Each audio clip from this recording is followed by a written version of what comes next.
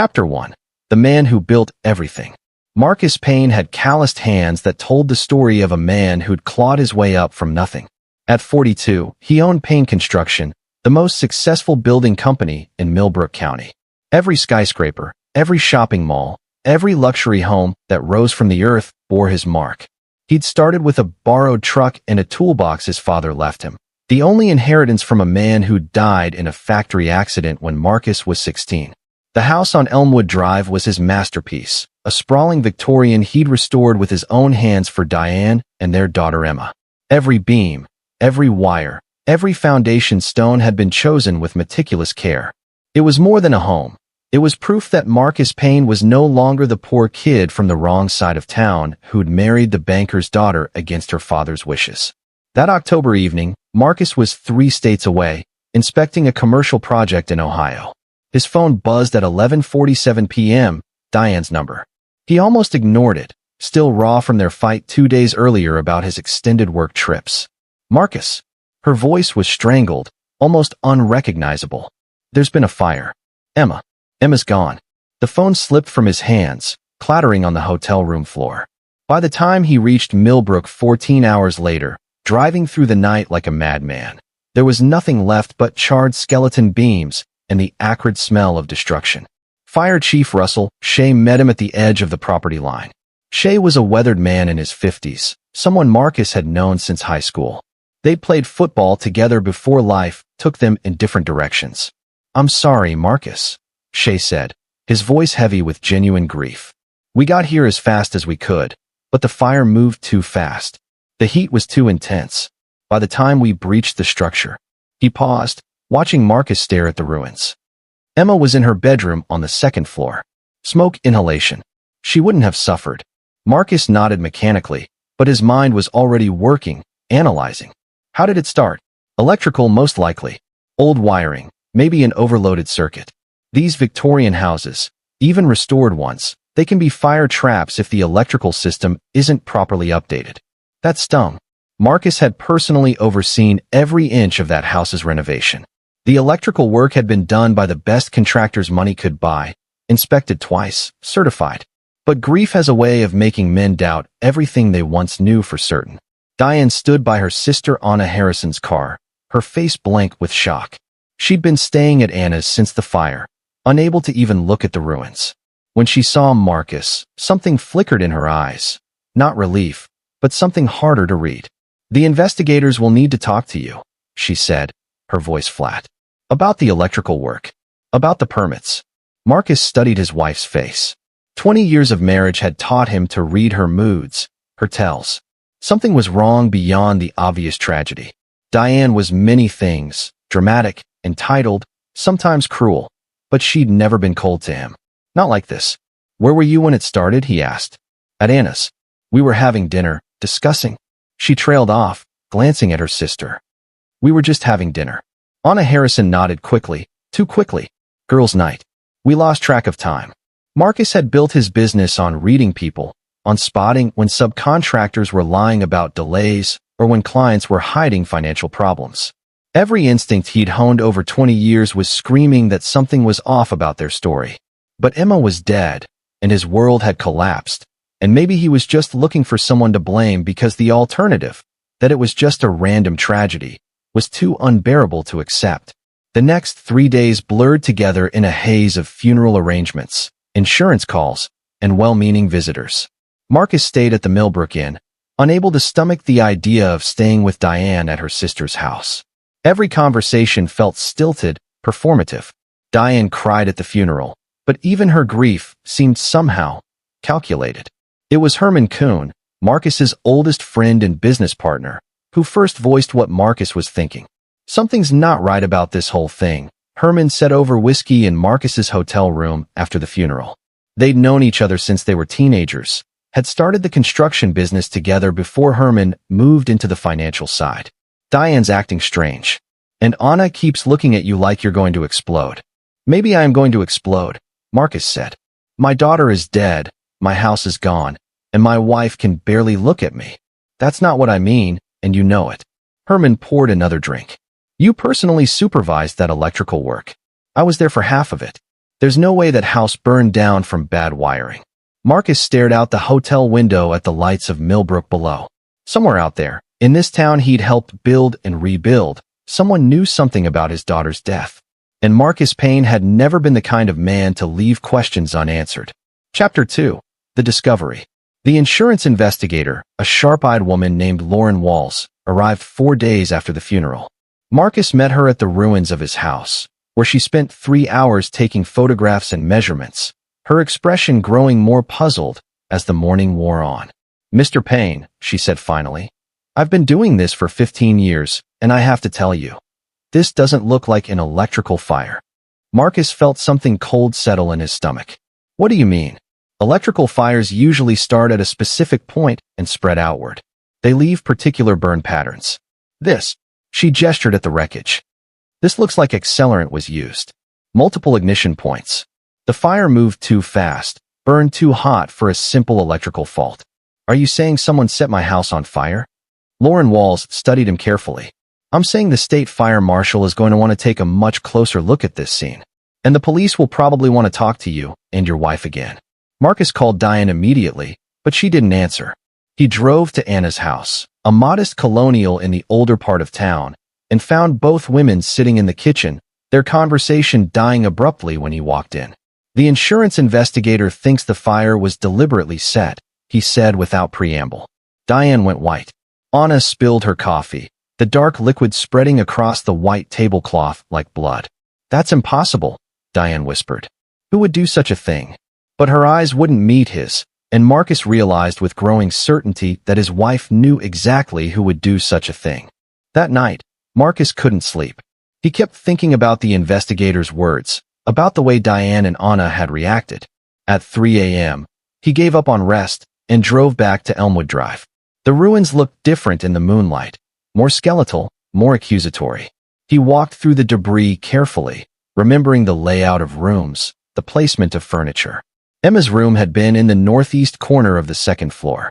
The fire had been hottest there, according to the investigator. That's when he saw it, a glint of metal in the rubble where Emma's closet had been. Marcus dug through the charred remains with his bare hands, not caring about the soot staining his clothes or the sharp edges cutting his palms. It was a small fireproof safe, the kind people used for important documents. Marcus had installed it himself 2 years ago, at Emma's request.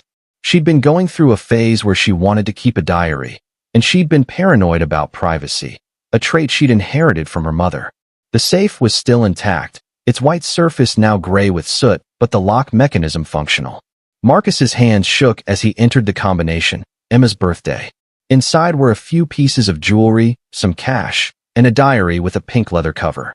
Most of the pages were untouched by the fire, protected by the safe's insulation. Marcus sat there in the ruins of his house and read his daughter's final entries by the light of his phone. Most of it was typical 13-year-old concerns, friends, school, complaints about her parents. But the last few entries made Marcus's blood run cold. September 15th. Mom's been acting weird lately. She keeps getting text messages and smiling in this secretive way.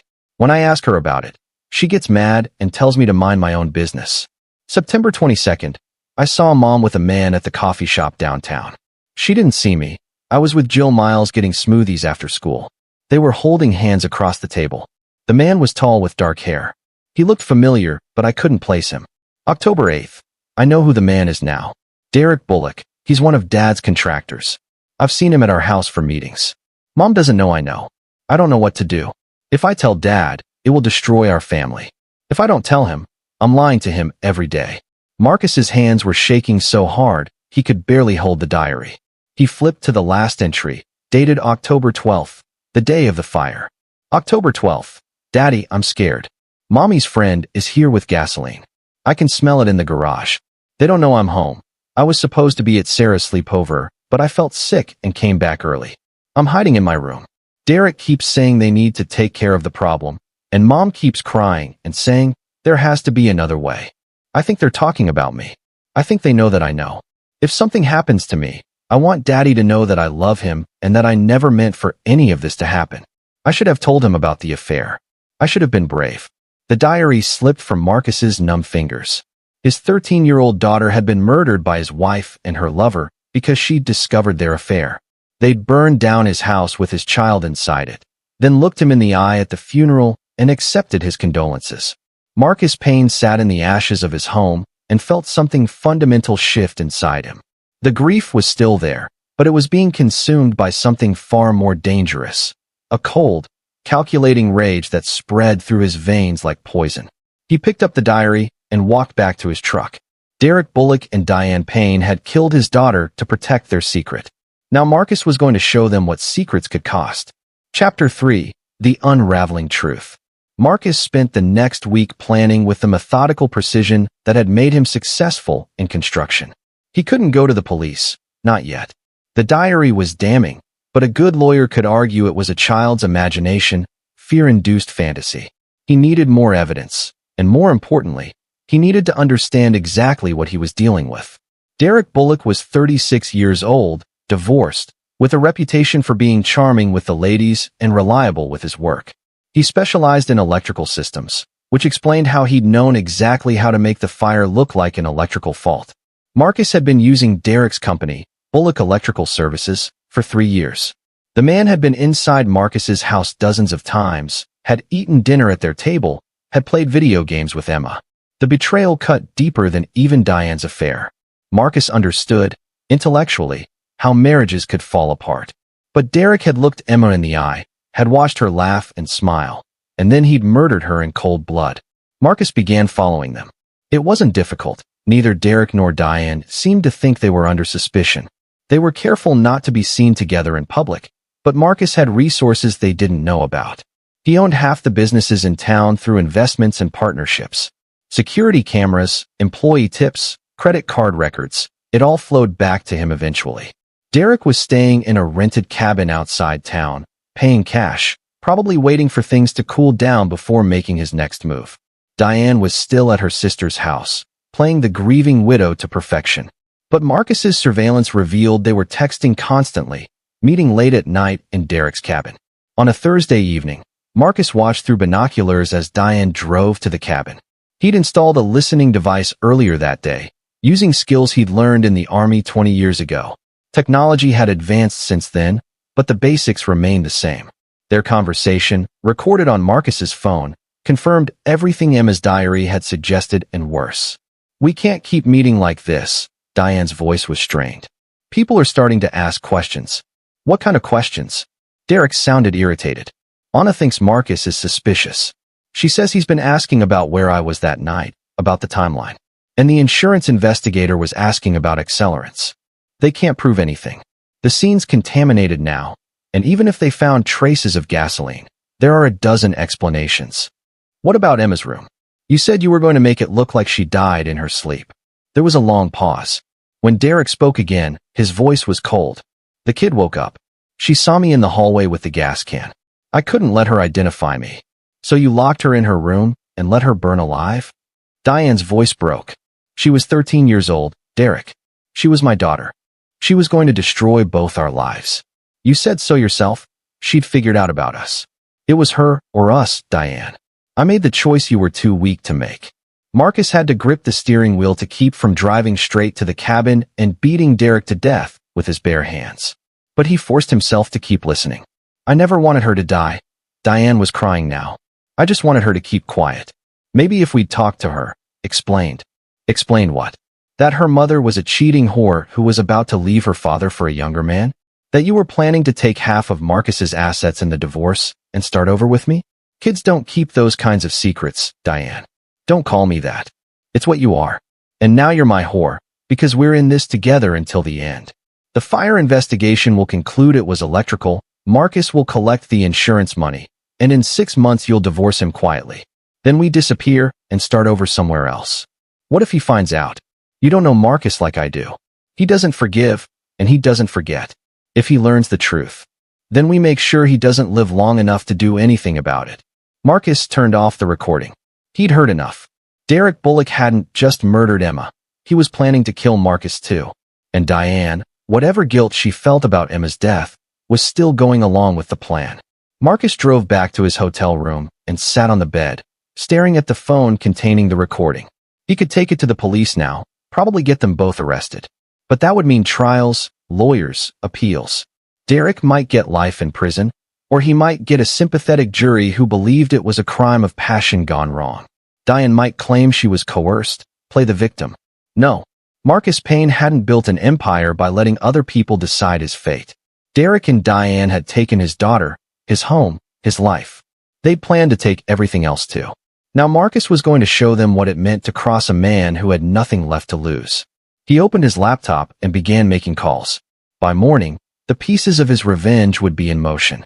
Derek and Diane thought they were predators, but they'd never hunted anything more dangerous than a grieving husband.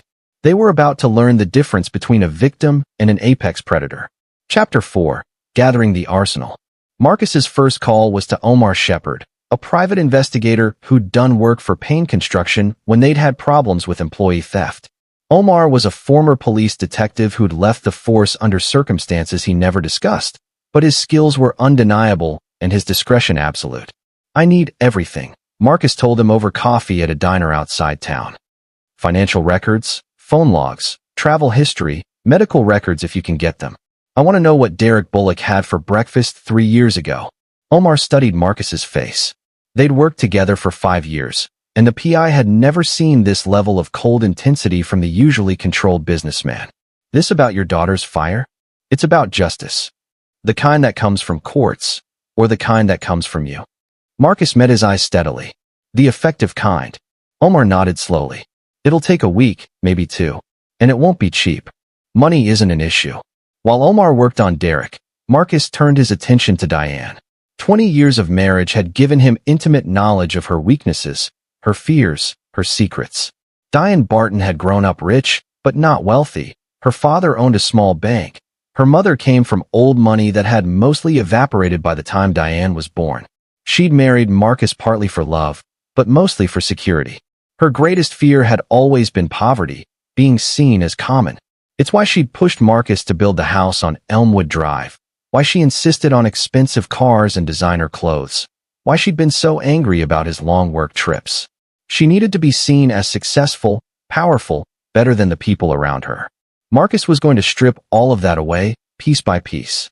His second call was to Zach Emerson, a lawyer who specialized in asset protection and business law.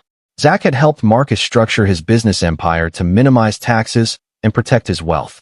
Now Marcus needed him for something more creative. "I want to change everything," Marcus told him. "Corporate structures, asset allocation, insurance beneficiaries. I want my wife to have access to exactly nothing." Zach raised an eyebrow. "Divorce planning? Widow planning?" "Marcus, I have to advise you. I'm not planning to kill myself, Zach. But if something were to happen to me, I want to make sure my assets go where I choose, not where the state decides." It was legally complex, but not impossible. Within 72 hours, Marcus had restructured his entire financial empire. The businesses were now owned by a series of trusts and shell companies. The insurance money from the house fire, $3 million, would be held in escrow pending investigation. Diane's name was removed from every account, every deed, every beneficiary list. On paper, Marcus Payne still controlled everything. But if he died or disappeared, his wealth would flow to a carefully chosen list of charities and business partners. Diane would get exactly what she'd given Emma, nothing. While the lawyers worked, Marcus made other preparations. He bought a cabin in the mountains of West Virginia, paying cash through a shell company. He stocked it with supplies, weapons, and surveillance equipment. If his plan went wrong, if he needed to disappear, he'd be ready. But Marcus didn't plan to disappear. He planned to win. Herman Kuhn was his next ally, though Herman didn't know it yet. Marcus's business partner was loyal, honest, and genuinely grieving Emma's death. When Marcus showed him the diary and played him excerpts from the recorded conversation, Herman's face went through a spectrum of emotions: shock, disbelief, rage. "Jesus Christ, Marcus. We have to call the police." And then what? Derek gets a lawyer, claims the recording was obtained illegally. Diane says she was coerced, that she feared for her life. They both blame each other, and maybe one of them walks. So what's the alternative? Marcus leaned back in his chair. They were in Herman's office, after hours, the building empty around them. "The alternative is we handle this ourselves." "You're talking about murder." "I'm talking about justice. Derek Bullock murdered my 13-year-old daughter to cover up his affair with my wife. Diane helped him plan it and stood by while he burned Emma alive. What kind of justice does the legal system offer for that? Herman was quiet for a long time. Finally, he spoke. What do you need? Alibis. Documentation. And when the time comes, I need you to run the business while I'm handling things. How long are we talking about? Marcus smiled, and Herman felt a chill run down his spine. It wasn't the smile of the man he'd known for 20 years. It was the smile of something much more dangerous. However long it takes. Chapter 5, Setting the Traps. Omar Shepard's investigation revealed exactly what Marcus had hoped. Derek Bullock was not the careful criminal he thought he was.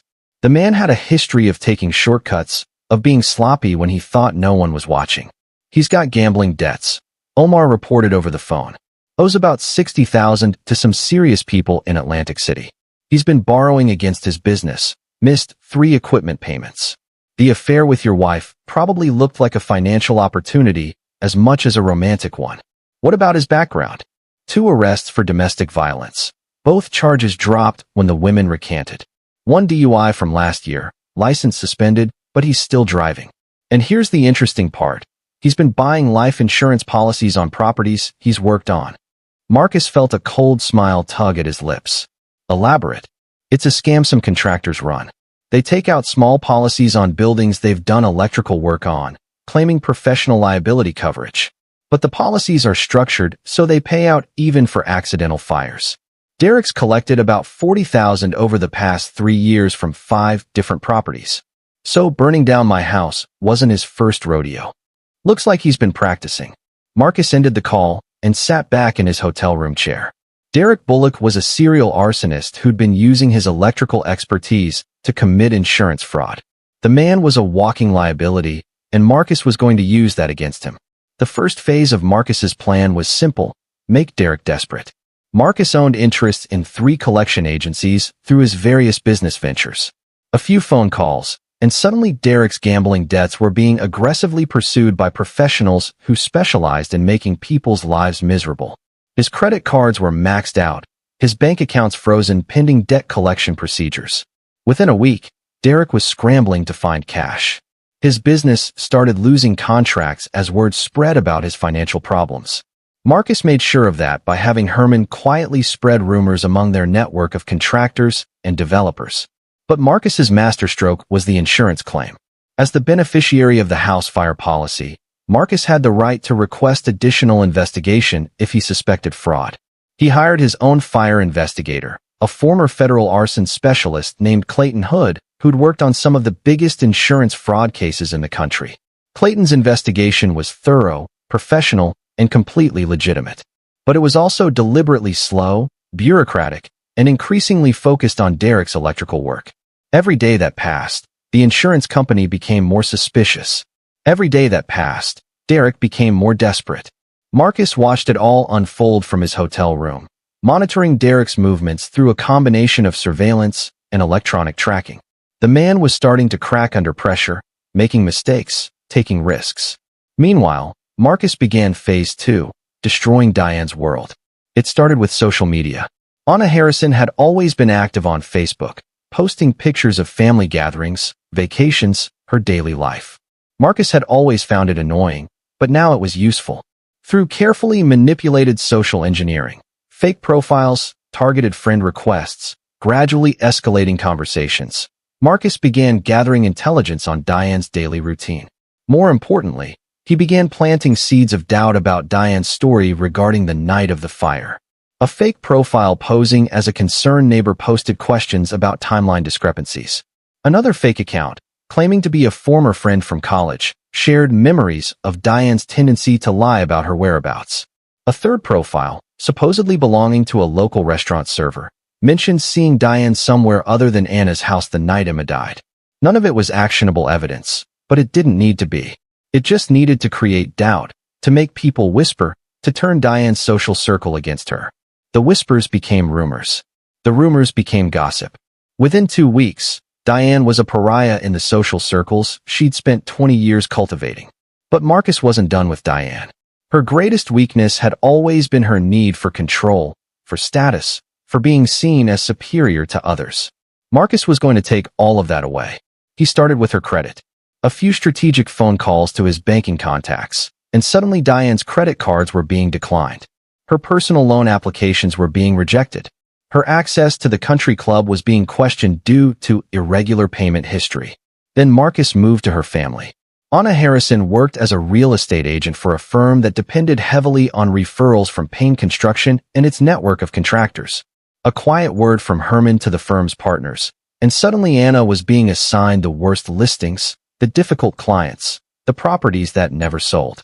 Diane's world was shrinking, and she didn't even realize Marcus was the one pulling the strings.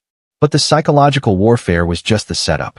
The real trap was still being built, and when it snapped shut, Derek and Diane would discover that Marcus Payne was far more dangerous than they'd ever imagined. Chapter 6. The Snare Tightens. The breaking point came on a rain-soaked Thursday evening in November.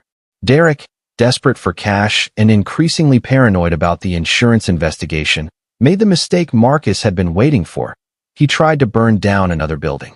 The target was a small office complex Derek had wired 2 years earlier, one where he'd quietly taken out an insurance policy. The building was mostly empty, scheduled for demolition anyway, which made it perfect for Derek's purposes. What Derek didn't know was that Marcus owned the building through one of his shell companies.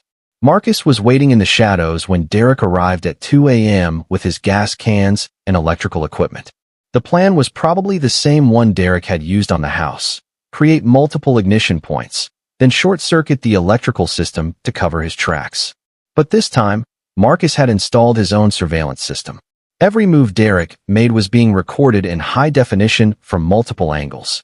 More importantly, Marcus had placed strategically located evidence that would tie Derek conclusively to Emma's murder. A gas can identical to the one Derek had used at the house, with Derek's fingerprints on it. Rags soaked in the same accelerant found in trace amounts at the Elmwood Drive fire. Most damning of all, a burner phone loaded with text messages between Derek and a fictitious accomplice discussing the previous fire and Emma's death. Marcus watched Derek work for 20 minutes, giving him enough time to commit multiple felonies and create undeniable evidence of arson.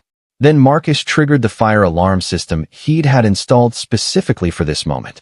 The building erupted with light and sound.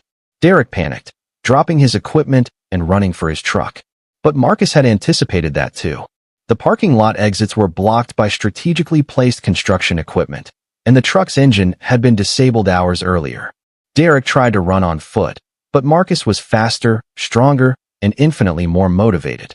He tackled Derek in the parking lot, and for the first time since Emma's death, Marcus allowed himself to feel the pure physical satisfaction of violence. "You killed my daughter," Marcus said, his knee on Derek's throat.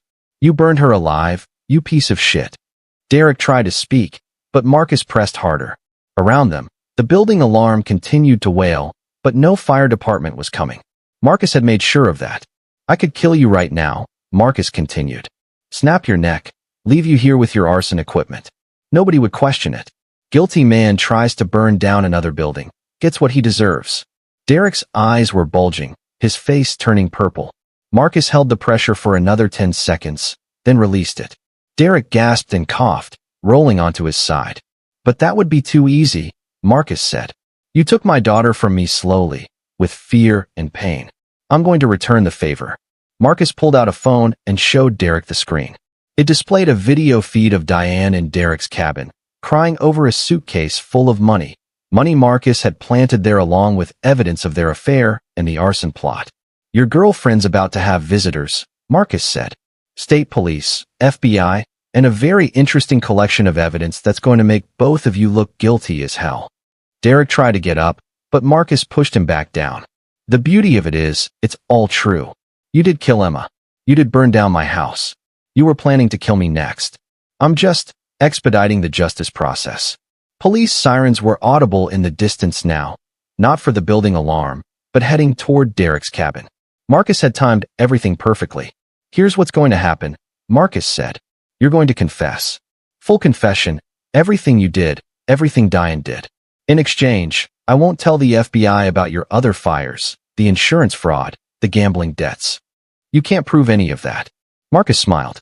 "Derek, I own half this county. I have records of everything you've done for the past 5 years. Every fire, every insurance claim, every debt. The only question is whether you want to go down for murder or for murder plus racketeering, fraud, and conspiracy. Derek stared at him, finally understanding the scope of what he was facing.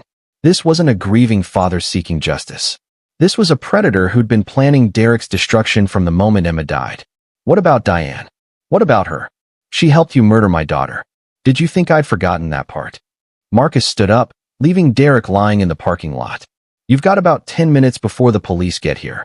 I suggest you use that time to think about how you want to spend the rest of your life, in general population or in protective custody. Marcus walked away, leaving Derek alone with his terror and his guilt. By morning, Derek Bullock would be in federal custody, facing charges that would put him away forever. Diane would be arrested hours later, her world finally collapsing completely. But for Marcus, this was just the beginning. The legal system would handle Derek and Diane's punishment, but Marcus had his own justice to dispense. And he was just getting started. Chapter 7. The Reckoning begins. Derek's confession made headlines across 3 states. The story had everything the media loved: adultery, murder, a grieving father's quest for justice. Derek's lawyer tried to claim coercion, but the evidence was overwhelming. The video footage of Derek attempting to burn down the office building, combined with his fingerprints on the gas can and the planted phone records, painted a picture of a man who'd committed multiple arsons for profit. More damaging was Derek's own recorded admission from his conversation with Diane in the cabin. Marcus had carefully edited the recording to remove any hints of surveillance, making it appear as though Derek had confessed voluntarily to an undercover agent.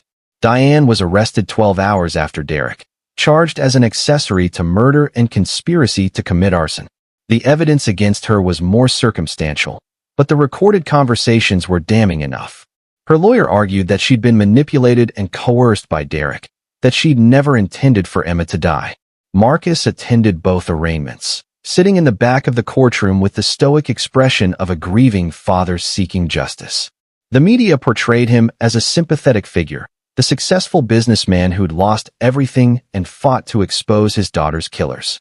What they didn't know was that Marcus was just getting started. Diane made bail after a week in county lockup, her parents mortgaging their house to raise the money. She moved back in with Anna, but the social isolation Marcus had engineered made her a pariah in her own hometown. Former friends crossed the street to avoid her. The country club revoked her membership. Even Anna's neighbors complained about having that woman in their neighborhood. Derek remained in federal custody, denied bail due to flight risk and the severity of the charges. His business collapsed within days, his equipment seized by creditors, his few remaining employees laid off. But Marcus wasn't content to let the legal system handle everything. He'd spent months planning Derek and Diane's destruction, and a simple conviction wasn't enough. They'd taken his daughter, his home, his life. He was going to take everything from them in return. The first target was Derek's family. Derek had an older sister, Kay Fisher, who ran a small bakery in the next county. She had nothing to do with Derek's crimes, but Marcus didn't care about collateral damage anymore. Kay's bakery depended on contracts with local schools and hospitals for steady income. Marcus owned a controlling interest in the food service company that managed those contracts. Within a month, Kay found herself shut out of the institutional market, unable to understand why contracts she'd held for years were suddenly being awarded to competitors. Her business began failing, and Derek, facing life in prison, couldn't help her. Marcus made sure Derek knew exactly what was happening through carefully placed information passed along by other inmates. Derek's sister was losing everything because of his actions, and there was nothing he could do to stop it. Diane's punishment was more personal. Marcus had spent 20 years learning her deepest fears and insecurities. Now he was going to exploit every one of them. Diane's greatest terror had always been being seen as common, as less than the wealthy socialites she'd spent her adult life emulating. Marcus systematically destroyed her reputation by spreading carefully crafted rumors about her past. Stories about Diane's family's financial problems when she was young. Tales of her desperate social climbing in college. Whispers about her string of affairs before Derek. Some true, some embellished, all humiliating. The rumors were spread through Marcus's network of business contacts and their wives, the very social circle Diane had desperately wanted to belong to. Within weeks, everyone in Millbrook's upper class knew intimate details about Diane's past, her insecurities, her desperate need to be accepted. But Marcus saved his cruelest stroke for last. He hired a private investigator to track down Diane's college boyfriend, a man she'd claimed died in a car accident 20 years earlier. The truth was more prosaic. He'd broken up with her when he discovered she was sleeping with other men, and she'd invented the tragedy to avoid embarrassment. The man was alive, successful, and happily married. When contacted by the investigator, he was happy to share stories about Diane's manipulative behavior, her lies, her willingness to destroy friendships for social advancement. Marcus made sure these revelations reached Diane through her sister Anna, who'd always admired Diane's supposed tragic love story. The betrayal cut deep, not just that Diane had lied, but that she'd built her entire romantic history on a fiction. Anna confronted Diane in their shared kitchen, and Marcus, through surveillance equipment he'd had installed, listened to every word of their fight. "You lied to me for 20 years, Anna screamed. "About everything. Your college boyfriend, your marriage, probably about Emma's death too." "Anna, please, let me explain." "Explain what? That you've been a pathological liar your entire adult life? That you manipulated me into giving you an alibi for murder? That you let your own daughter die to protect your affair?" The conversation escalated until Anna threw Diane out of her house, leaving Diane truly alone for the first time in her life. She tried to check into hotels, but her credit cards were still blocked. She tried to call old friends, but they wouldn't take her calls. Finally, desperate and humiliated, Diane drove to the Millbrook Inn where Marcus was staying. She found him in the hotel bar, nursing a whiskey and reading case files from Derek's trial. "Marcus," she said, sliding into the booth across from him. "We need to talk." Marcus looked up slowly, his eyes cold and calculating. "Do we? I know what you're doing. The credit cards, the rumors, Anna throwing me out. You're destroying my life piece by piece. You destroyed my daughter's life. Completely. Permanently." Diane's voice broke. "I never wanted Emma to die. You have to believe me. I loved her. You loved her so much you helped her murderer burn down our house with her inside it. Derek said she wouldn't suffer. He said the smoke would." Marcus's hand moved so fast Diane didn't see it coming. The slap echoed through the bar, drawing stares from other patrons. Diane's hand went to her cheek, tears streaming down her face. "Don't you ever," Marcus said quietly, "try to justify what you did to our daughter." The bartender started to move toward them, but Marcus waved him off. This was between husband and wife, and everyone in town knew their story. "I can make it stop," Marcus continued. "The financial pressure, the social isolation, the legal troubles. I have that power." Diane looked up with desperate hope. "What do you want?" Marcus smiled, and Diane felt her blood turn to ice. It was the same smile he'd worn when she'd told him she was pregnant with Emma, when he'd carried Emma on his shoulders at her first baseball game, when he'd danced with Emma at her middle school father-daughter dance. It was the smile of a man who'd found something precious and fragile, something he could protect or destroy at will. "I want you to suffer," Marcus said. "Completely. Utterly. Until you understand exactly what you took from me." Diane tried to speak, but Marcus stood up, throwing money on the table for his drink. "This is just the beginning, Diane. By the time I'm done with you, you'll wish Derek had killed you along with Emma." Marcus walked away, leaving Diane alone in the bar with the weight of his words and the certainty that her nightmare was far from over. Chapter 8. The Perfect Storm. The trial began in February, 4 months after Derek's arrest. The prosecution had built an overwhelming case: video evidence, recorded confessions, physical evidence, and a clear motive. Derek's lawyer tried to mount an insanity defense, claiming his client had suffered a psychological breakdown due to gambling debts and fear of violent creditors. Diane's case was more complex. Her lawyer, a sharp woman named Jill Miles who specialized in defending women accused of crimes involving domestic manipulation, argued that Diane had been psychologically controlled by Derek, that she'd feared for her own life if she didn't cooperate. It was a plausible defense, but Marcus had anticipated it. Through Omar Shepard's investigation, he'd uncovered evidence of Diane's own manipulative history: the college boyfriend she'd claimed was dead, financial fraud from her early 20s, a pattern of lying and manipulation that stretched back decades. More damaging was the evidence that Diane had been planning to leave Marcus even before the affair began. Bank records showed she'd been quietly moving money into private accounts for over a year. Email records revealed she'd consulted divorce lawyers about asset division. Phone records showed calls to private investigators who specialized in finding hidden assets. The prosecution painted a picture of a calculating woman who'd seen Derek as a way to escape her marriage with maximum financial benefit. The affair wasn't a moment of weakness. It was part of a long-term plan to destroy her husband and take everything he'd built. Marcus testified on the fourth day of the trial. He took the stand wearing a simple black suit, his hands folded calmly in his lap, his voice steady as he described the night he'd learned of Emma's death. "She was my whole world," he said, looking directly at the jury. "I built everything, the business, the house, my entire life, for her. When I got that phone call," his voice broke slightly, a perfectly calculated display of emotion, "I knew my life was over. I just didn't know how much more they planned to take from me." The defense tried to rattle him during cross-examination, suggesting he'd been an absent father, that his long work hours had driven Diane to seek companionship elsewhere. Marcus absorbed their attacks with calm dignity, occasionally glancing at Diane with an expression of profound sadness. "I worked those hours to provide for my family," he said. "I thought I was building something that would last generations. I never imagined my wife would see it as something to steal."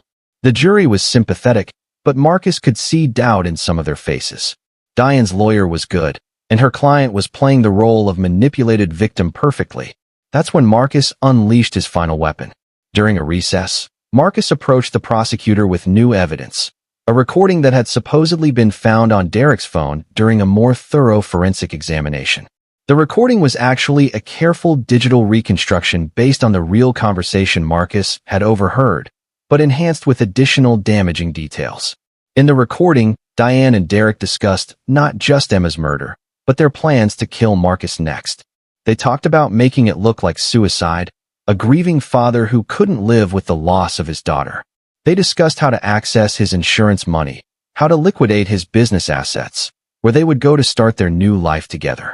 Most damaging of all, the recording contained Diane coldly calculating the value of Marcus's life insurance policies and discussing whether they should wait for him to change his will or kill him before he could. "The sooner the better," Diane's voice said on the recording. "He's already suspicious about the fire.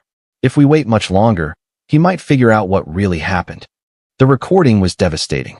It destroyed any pretense that Diane had been a reluctant participant or a victim of Derek's manipulation. It showed her as the calculating architect of a plan to murder both her daughter and her husband for financial gain. Derek's lawyer tried to claim the recording was fabricated, but forensic analysis confirmed it came from Derek's phone. The metadata was perfect, the voice analysis matched, and the content was consistent with other evidence in the case. The jury deliberated for less than 4 hours. Derek was convicted on all counts: first-degree murder, arson, conspiracy, insurance fraud. He was sentenced to life without the possibility of parole. Diane was convicted of conspiracy to commit murder and accessory to arson.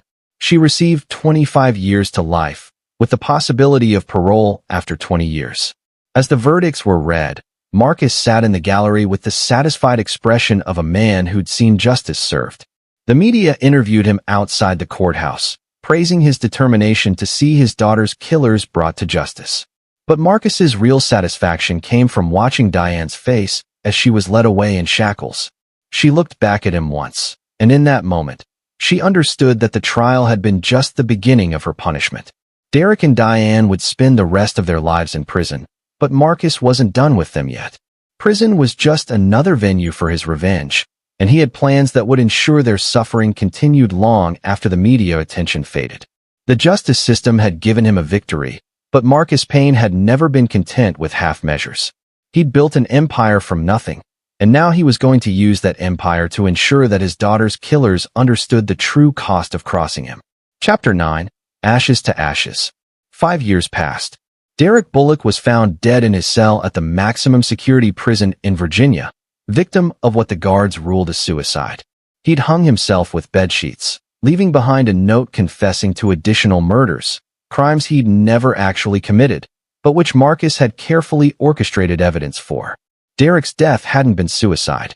Marcus had spent 3 years and $500,000 arranging it, using connections built through decades of construction work in federal facilities. A guard here, a trustee there, a carefully planned accident that looked like desperate self-destruction. Derek had died knowing that his sister's bakery had failed, that his elderly mother had lost her house to medical bills, that everyone he'd ever cared about had suffered because of what he'd done to Emma. The knowledge had eaten at him day by day, until death seemed like mercy. But Marcus had denied him even that peace. Derek's final moments had been spent choking on a noose, while Marcus's hired inmates whispered Emma's name in his ears. Diane was still alive, but barely recognizable as the woman who'd once commanded respect at country club functions. Prison had been harder on her than on Derek. The careful social manipulations that had defined her life were useless among women who'd grown up with violence and desperation. She'd been attacked twice in her first year, once sexually and once with a weapon improvised from a toothbrush. Both attacks had been arranged by Marcus through the same network of connections he'd used for Derek. But the physical violence was nothing compared to the psychological torture Marcus had designed for her. Every few months, she received letters from people she'd known in her former life. Former friends describing how much better their lives were without her drama, her children's teachers expressing relief that Emma was no longer around Diane's toxic influence. The letters were all forgeries, carefully crafted by Marcus to destroy what remained of Diane's self-image. He wanted her to believe that everyone who'd ever known her was grateful she was gone, that even her dead daughter was better off without her. Marcus visited her once, 2 years into her sentence. He sat across from her in the prison visiting room, noting how she'd aged, gray hair, hollow cheeks, the defeated posture of someone who'd given up hope. "Marcus," she whispered, "thank you for coming. I wasn't sure you would. I wanted to see how you were adjusting." Diane laughed bitterly. "Adjusting? Is that what you call this? You're alive. That's more than you gave Emma." Diane flinched as if he'd struck her. "I think about her every day. I dream about her. She comes to me and asks why I let Derek hurt her." "Good," Marcus said. "She should haunt you. I never meant for any of this to happen. The affair, yes, but never Emma's death. You have to believe me." Marcus studied her face for a long moment. "Do you know what I believe, Diane? I believe you're exactly what you've always been. A selfish, manipulative woman who's sorry she got caught, not sorry for what she did." "That's not true. Prove it." Diane looked up with desperate hope. "How?" Marcus leaned forward. "You have 20 years left on your sentence. Maybe 18 with good behavior. I can make those years easier or harder. Your choice. What do you want? I want you to suffer. Every day, every hour, every minute. I want you to understand what Emma felt when she was trapped in that burning room, knowing her mother had betrayed her." Diane began to cry. "Please, Marcus. I'll do anything. I'll serve every day of my sentence. I'll never ask for parole. You'll do exactly what I tell you to do," Marcus interrupted. "You'll live with the consequences of your choices. And every night when you close your eyes, you'll remember that you chose Derek over Emma, and Emma died because of it." Marcus stood up. "I won't be visiting again, but you'll hear from me. Little reminders of what you cost me." He walked away without looking back, leaving Diane sobbing at the metal table. The reminders continued for years. Photos of Emma's grave on her birthday. News clippings about the annual scholarship Marcus had established in Emma's name. Updates on Derek's death, with emphasis on how much he'd suffered before the end. But the cruelest reminders were the fake letters from Emma herself. Forgeries written in a 13-year-old's handwriting, expressing disappointment in her mother, wondering why Diane had chosen a man over her own daughter. "Dear Mommy," one letter read, "I don't understand why you let Derek hurt me. I thought you loved me more than anything. I thought you would protect me. I was wrong about everything, wasn't I?" The letters broke what remained of Diane's sanity. She was transferred to the prison's psychiatric wing after a suicide attempt, but Marcus had anticipated that too. His connections ensured she received just enough treatment to keep her alive, but not enough to find peace. Meanwhile, Marcus rebuilt his life with methodical precision. He sold the construction business to Herman for a symbolic $1, keeping the profits in trust funds for various charities. He moved to the cabin in West Virginia, where he spent his time managing investments and plotting the destruction of anyone who'd ever crossed him. He never remarried. He never dated. He never formed another meaningful relationship with another human being. Love had cost him everything once: his daughter, his innocence, his ability to trust. He would never make that mistake again. On the 5th anniversary of Emma's death, Marcus stood in the ruins of his old house on Elmwood Drive. The lot had never been rebuilt. He owned it through a shell company and had forbidden any development. Let it stand as a monument to what happened when people betrayed Marcus Payne. The diary page that had started everything was framed on the wall of his cabin, next to photos of Derek's death scene and newspaper clippings about Diane's conviction. He read Emma's final words every day, remembering her fear, her love for him, her trust that he would somehow save her. He'd failed to save her, but he'd succeeded in everything else. Derek was dead. Diane was destroyed. Everyone who'd helped them or enabled them had paid a price. Justice had been served, completely and utterly. Marcus Payne had won. He'd taken everything from his enemies and given them nothing but suffering in return. He'd proven that loyalty had rewards and betrayal had consequences. But victory felt exactly like defeat. He was alone in a cabin in the mountains, surrounded by the evidence of his revenge, with nothing left to live for except the satisfaction of knowing his enemies suffered more than he did. Emma was still dead. His home was still ashes. His capacity for love was still buried under years of calculated hatred. Marcus had gotten everything he'd wanted, and it had cost him everything he'd once been. He'd become something worse than Derek and Diane had ever been. A man who'd chosen revenge over redemption, who'd built a fortress out of his own emptiness. As he stood in the ruins of his old life, Marcus understood with perfect clarity that he'd won a war that had destroyed everyone involved, including himself. But he felt no regret, no second thoughts, no desire to have chosen differently. Marcus Payne had never forgiven, and he never would. That was both his strength and his damnation, and he was content with the bargain he'd made. The fire had taken his daughter, but it had also forged him into something pure and terrible, an instrument of perfect justice in an imperfect world. And if that justice had consumed his soul along with his enemies, well, that was simply the price of being absolutely right. Some men built empires. Others built families. Marcus Payne had built a monument to the consequences of betrayal, and he would tend that monument until the day he died. Emma's killers had learned what it meant to cross him. Everyone else would learn by their example. The lesson was simple. Marcus Payne never forgave, and he never forgot. And that was exactly the man he'd chosen to become. This is where our story comes to an end. Share your thoughts in the comments section. Thanks for your time. If you enjoy this story, please subscribe to this channel. Click on the video you see on the screen, and I will see you there.